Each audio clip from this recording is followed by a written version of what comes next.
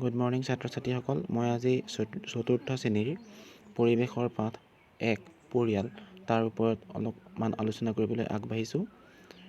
আমি পৰিয়াল বুলি ক'লে কি বুজোঁ যে মা দেউতা বাই ভনী দাদা বাইদেউ সকলোখিনি যেতিয়া আমি একেলগে থাকোঁ বা গোটেইখিনিক একেলগে আমি কি বুলি কওঁ, এটা পৰিয়াল বুলি কওঁ। সকলোৱে নিজৰ নিজৰ পৰিয়ালটোৰ কথা ভাবিবা। পৰিয়ালৰ কথা পঢ়োঁতে নিজৰ পৰিয়ালৰ লগত তুলনা কৰি চাবা, মিলাই চালে তুমি পৰিয়াল কি বুজিব পাৰিবা। এতিয়া পৰিয়াল বুলি ক'লে কি হয়, পৰিয়ালৰ এজন মুৰব্বী থাকে। মুৰব্বীজন কোন হয় কাৰোবাৰ মাক বা দেউতাক হ'ব পাৰে, নহ'লে পৰিয়ালৰ আন যিকোনো এজন জ্যেষ্ঠ ব্যক্তি বা জ্যেষ্ঠ মানে ডাঙৰ ব্যক্তিকে আমি পৰিয়ালৰ মুৰব্বী বুলি মানি লওঁ। তেওঁলোকে পৰিয়ালটো কি কৰে, পৰিচালনা কৰে, চোৱা চিতা কৰে আৰু ল'ৰা ছোৱালীৰ যত্ন লয়, গুৰুত্বপূৰ্ণ সিদ্ধান্তবোৰ লয়। হয়, আৰু ঠিক তেনেধৰণেই আমাক প্ৰয়োজনীয় সামগ্ৰীখিনিও পৰিয়ালৰ মুৰব্বীজনেই যোগান ধৰে। পঢ়া শুনা, খোৱা সকলোবিলাক আমি থকা মেলা আমাক সুবিধা কৰি দিয়ে পৰিয়ালৰ মুৰব্বীজনে। তাৰপিছত আৰু এটা কথা ক'ব পাৰোঁ, ল'ৰা ছোৱালীয়ে মাক দেউতাক আৰু পৰিয়ালৰ আন জ্যেষ্ঠসকলক সন্মান কৰে আৰু তেওঁলোকে নিজৰ সৰু সুৰা কামতো সৰু সুৰা কামবোৰ নিজে কৰে আৰু লগতে ঘৰৰ ডাঙৰকো কিছু পৰিমাণে হ'লেও সহায় কৰি দিয়াৰ চেষ্টা কৰে। পৰিয়ালৰ প্ৰতিজন সদস্যই ইজনে সিজনক ভাল পায়, মৰম কৰে আৰু শ্ৰদ্ধা কৰে। এতিয়া ঠিক আছে, মই তোমালোকক ইয়াত দেখাইছোঁ যে পৰিয়ালক দুটা ভাগত ভাগ কৰা দেখুৱাইছোঁ। যে প্ৰথম ভাগটো চোৱা, একক পৰিয়াল বুলি দিছোঁ আৰু তাৰ পিছত দিছোঁ যৌথ পৰিয়াল।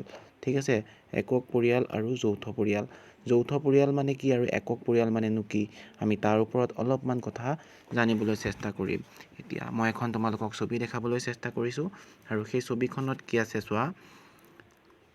এটা প্ৰথমতে পৰিয়ালটো হ'ল কি, এইটো একক পৰিয়াল। মই তলত একক পৰিয়াল বুলি পেঞ্চিলেৰে লিখি দিছোঁ। এতিয়া একক পৰিয়ালনো কি, য'ত কেৱল পৰিয়ালটোত মাক দেউতাক আৰু ল'ৰা ছোৱালী, হয় তোমাৰ বা বাইদেউ ভণ্টি দাদা থাকিব আৰু মা দেউতা থাকিব, তেনে পৰিয়ালটোকে আমি একক পৰিয়াল ক'ব পাৰোঁ, মাত্ৰ এটা পৰিয়াল। ঠিক আছে, আৰু আমি যৌথ পৰিয়াল বুলি যে আমি কৈছিলোঁ, এতিয়া যৌথ পৰিয়ালনো কি, যৌথ বুলি কোৱাৰ লগে লগে তাত অকল মাক দেউতাক আৰু বায়েক ভনীকক নুবুজায়। যৌথ পৰিয়াল এটা কেনেকুৱা পৰিয়াল, যে ককাক আইতাক, খুৰাক খুৰীয়েক, পেহীয়েক, মাক দেউতাক আৰু তেওঁলোকৰ ল'ৰা ছোৱালী সকলোখিনিকে একেলগে আমি যৌথ পৰিয়াল বুলি ক'ব পাৰোঁ।